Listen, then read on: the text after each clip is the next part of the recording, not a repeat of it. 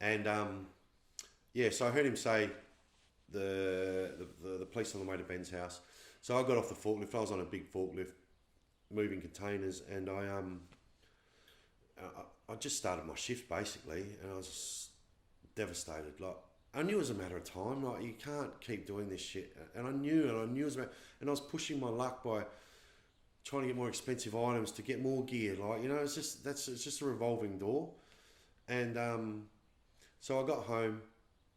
The police weren't there, and I was like, oh, okay, that's a bit weird. And so I told the chick that I was with at the time, like, it's done. I'm done. My job's gone. We're done. And she's more disappointed that there wasn't going to be any more speed. I believe that. And it was about 9 o'clock at night. I was at the kitchen. I seen a torch over the back fence, and my heart just sunk. In the meantime, my partner's got at the time, a 4-year-old girl. We've had a child together who was 6 months old. So we're there with a 4-year-old and a 6-month-old baby in an absolute world of shit. And the cops I thought was a cop at the back with a torch, and then I seen more torches, and I seen the whole backyard just about lining up. I said, let's get out, let's go. Thinking I'm going to run from the cops, I don't know why.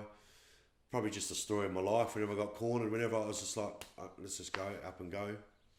And so we did I don't even know how we got out there without them getting us. Like, honestly, I don't. I think they just sort of like let me go.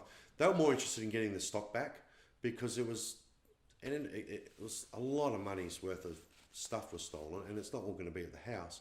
So anyway, we left.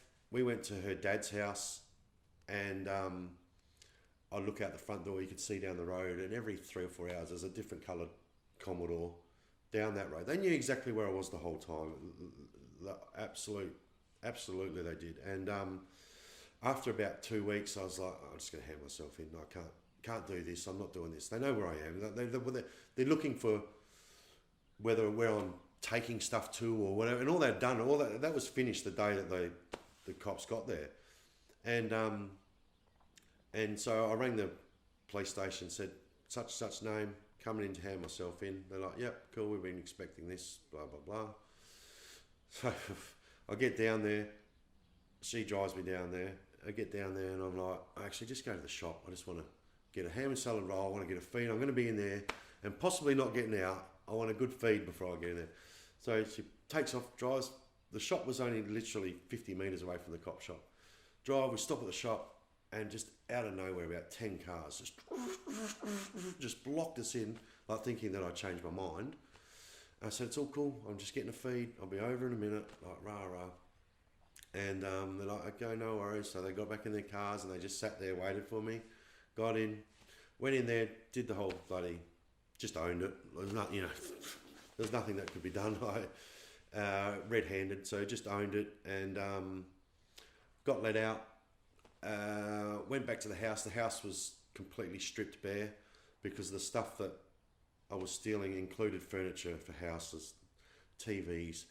The house was basically decked out. It was just went way too far. Just absolutely just very embarrassing. Looking back, it was just fucking stupid. It really was. It was just stupid and it's embarrassing. And I got back in and there was an esky left in the fridge part. They took the fridge. They took a lot of shit that wasn't meant to be taken as well. Don't get me wrong. Like there was, and I didn't follow it up and say, that's mine. That's mine. I just wore it. It's just like, you know what? I deserve that. I deserve that. And so there was it wasn't even curtains. They took curtains. They stripped the whole house, completely stripped the whole house, and they had to have a 40-foot taut liner come with a group of 8 blokes. The neighbours were telling me this. And just loading everything up out the house onto a 40-foot taut liner and took it back to the depot to go through it all. And there was a hell of a lot more that they were after that wasn't at the house. That was already gone. I didn't know where it was or anything. And so that's why they were watching me. And so from there, I slipped behind in the payments of the house. $106 a week or whatever, nothing. Chicken feed, like really, like when you're working and whatever, that's nothing. But we're slipping behind because every dollar we were making was going on to amphetamines. and nappies, and like we still fed the kids, and we just didn't look after ourselves, and we didn't look after the kids properly. Like, I'm not trying to say that it was father of the year shit, but you can't when you're in that position. You're overrun by the drug, and so we were living motel to motel. Me still doing what I had to do to get money, like, and still had a habit, and another person I'm so grateful for is my ex-partner's brother, who I still speak to today, have a great relationship with. He's a mechanic, my cars go to him. He's just an absolute legend of a fella.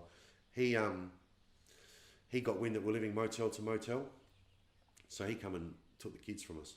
He knocked on the door and said, "No, I'm taking the kids." And I was that down and like just shit house. There was no fight in me. I was like, you know what? Absolutely deserve it. Absolutely. Look at the way we're living. Like motel to motel with kids. I said, this is not right. So I took the kids. I said to my partner, I said, that's before that. Sorry, we're at the house where everything was taken out. She left me, mutual sort of thing, but she left me, and then we reunited to be at the motel to motel. And I'm sitting there, and I had mental health problems all through from 13 years old. 14 years old, I tried to take my life. 16 years old, I tried to take my life. Sitting in this house, empty house at 25 years old, 26 years old, thinking that my life I couldn't do any worse than what I did in my youth, to thinking, what have I just done? Bought a house, lost it. And then I seen a photo of my kids that they left all the photos, and that stopped me doing anything stupid. If I didn't see that photo, I think that things could have been a lot different. And so I went to the phone box the next day, and I rang the bank and said, look, I'm behind the payments, rah. I was behind $1,000. Like, that's all, $1,000. And they said, we don't want to take your house from you, mate. He goes, it's $1,000. Like, work a way of like getting that money. I had no one to ask, no family, no, zero. So again, my idea, my way of doing everything was just out. So I left the house, left it, didn't ring the bank back, just left it over $1,000, lost this house, that I drive past still regularly, and it bloody does my head in, but I don't know why I drive past it. But and then we went into the motel to motel. Brother-in-law comes and takes the kids. I said to the missus at the time, I said, I'm done. I said, I can't hit any rock lower than someone taking our kids, and which is basically saying that we're shit people. That's what it's saying. We're shit people. You cannot have your kids. And she's like, oh, well, you do whatever you got to do. I'm going to do whatever I got to do, sort of thing. I was like, I took that as in, well, you still want to keep going down this path. That's your course. I'm done. So I rang a mate who, when I first came out, when I played cricket at Gazer, I met him through there, and we become pretty good friends. Then I got into the drugs, and what drugs does to you, it separates you from the good people. So once I started getting into the drugs, well, I distanced myself from the good people, because you're too embarrassed, too ashamed, all of the above. Within yourself, you know what you're doing wrong, and they're not like that. So you can't be with people pretending to be someone you're not. And so we split our ways. We were really good mates, and we really were good mates. And he knew what I was doing. He knew he couldn't stop me. He knew no one can stop you doing anything unless you're ready to stop. And so I rang him and said, can we meet at the pub? I just need to have a chat. First thing he says to me, I can't give you any money. And to me, that was, and no, not disrespect to him. That's what someone thinks of me. That's what someone thinks. I'm ringing him for money, and I'm not. I was ringing him for a sleeping bag and a tent. I said, I want to go to a caravan park. I want to just dry turkey. Was it dry turkey? Is it dry turkey? Cold turkey. I just want to go cold turkey and just stay at the caravan park and sleep until I can get my shit together and know that I'm all right within myself to go get my kids back, go to sleep, and start the whole process. And he's like, no worries, I can do that for you. Gave me a tent, a sleeping bag. Ended up, I was there a few weeks, a good 6, 7, 8 weeks. And then in the end, he was coming down, giving me $50 to go get food, because I wasn't going to go buy gear with it, because I had already that's $50. I'm not going to go waste that on friggin' gear and then be starving. So, you know, and we started building that relationship back, and that was all good and well until my ex then broke into his house and stole everything out of his house. So that ruined our relationship again.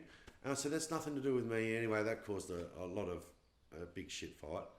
And so I eventually thought, okay, I'm okay now. As okay can be. And I wasn't. But I went to the brother-in-laws and said, I've got a unit. I went to the Centrelink. I was on probation for all this stealing that I'd done. So I was on going to probation officer every week.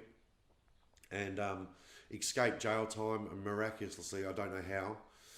And even the judge said, I don't know how I'm not sending you to jail, but the probation report that was written up was one of the best he's seen. They actually seen someone wanting to give it a crack and know they've done wrong and change their life, blah, blah, blah. And he said, this is the best I've seen, so I'm not going to give you jail. I'll give you 12 months suspended, 2-year probation, rah, rah, rah. Yeah? Yeah. And I put my stomach in a bit. Do we tilt it up a bit?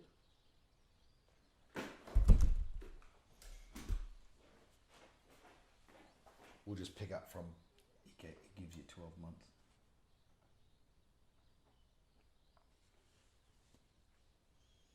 Mm. Let me try. Mm.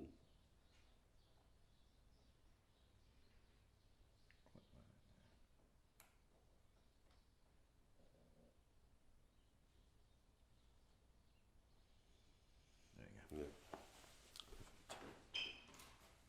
On your 12 months probation. Yeah.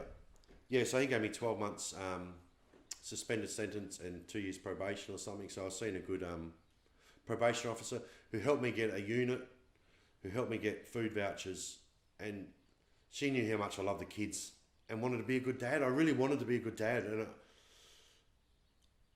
going through my teenage years, I wasn't going to have kids because I just thought I'm not parent material. I really did. And you feel the lowest of yourself when you're in a low position, and you do. But once having a child, it sort of changes everything, and it does. And she knew that I was genuine, wanting to get off the drugs. So she did everything she could to help me, and got me a unit. So I went to see the brother-in-law. I said, "Got shit sorted." Right? He's like, "That's good." Blah blah blah. Here's the kids, and it was such a good feeling having my own unit. It was not mine. It wasn't my ex's. It wasn't with my ex. It was mine. But mind you, she did go down the path of getting worse and worse and worse and worse to the point where it took her years and years and years to get off it, which fractured her relationship with the kids, because as the kids were getting older, they were seeing a lot more, and she wasn't hiding it from them. So it was really fractured. And she knew that she could, I'm not here to shit can her, I'm not, but she could manipulate me because she was dealing the stuff in the end. So she would pop over and chuck a bag on the table, and it was just temptation. She was picking the kids up for a couple of days or whatever. So I wasn't 100% clean, and I was clean for weeks at a time, but there was always, I think, without again shit canning her, I think that she wanted me to stay at that level. You know what I mean? She didn't want me to progress and be a good father to not only my kids but her child as well. So she didn't want that. She wanted me to stay down where she could have a bit of power. And one day I hooked up with my current partner.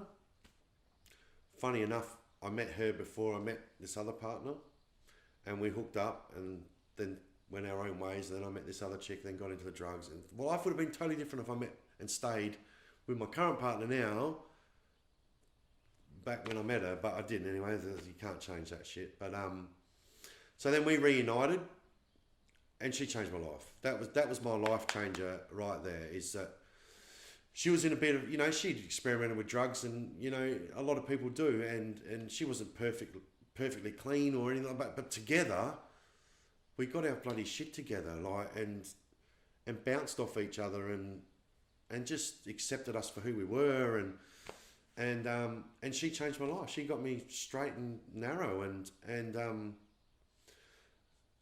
we were driving around still.